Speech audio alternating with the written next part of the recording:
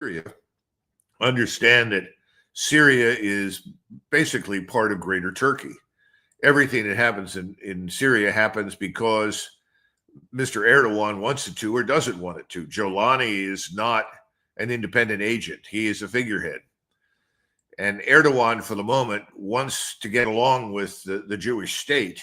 However, there are limitations to his cooperation. And I'm sorry, Doug, Jelani is a figurehead, and who's pulling his strings? Erdogan. Jelani is just a figurehead in Syria that we, the Israelis, MI6, in other words, US CIA, and Erdogan installed. So Erdogan was always interested in dislodging Assad, but for reasons that were different from the Israelis. The Israelis are now in southern Iran, and they intend to stay there, or so they say. This is a permanent point of friction with Turkey. The Turks would like to see the Russians leave, but they don't want a confrontation with the Russians. But they would like to control what today we call northern Lebanon, as well as this enclave of Syria that touches the Mediterranean. So the Turks have certain goals in the region. The Israelis have their own greater Israel goals.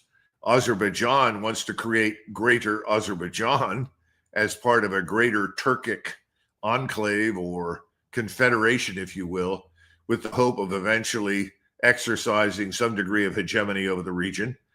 Then you have Iran to the south of Azerbaijan that is preparing for another round in the war. I think they expect the war to restart probably in September. It will take that long for radars, missiles, munitions, and other things to find their way to Israel. So they're preparing for the next round of war. And at the same time, they're looking at this probable invasion from Azerbaijan, which they probably expect to coincide with an Israeli resumption of the war against them. Now, if you're sitting in Moscow and you realize all of these things have happened, it's unraveling to some extent Moscow's southern security area. In other words, Azerbaijan was seen as a component of Russian security strategy, as a friend, as someone that would be a force for stability. Azerbaijan has turned out to be the opposite. So the Russians are going, I think, to accelerate the end of the war in Ukraine. That may mean more devastation and death inside Ukraine, simply because no one will step forward in Europe or Ukraine to negotiate an end. But this incentivizes the Russians to move quickly, and when I say quickly, within weeks, to terminate what's happening in Ukraine.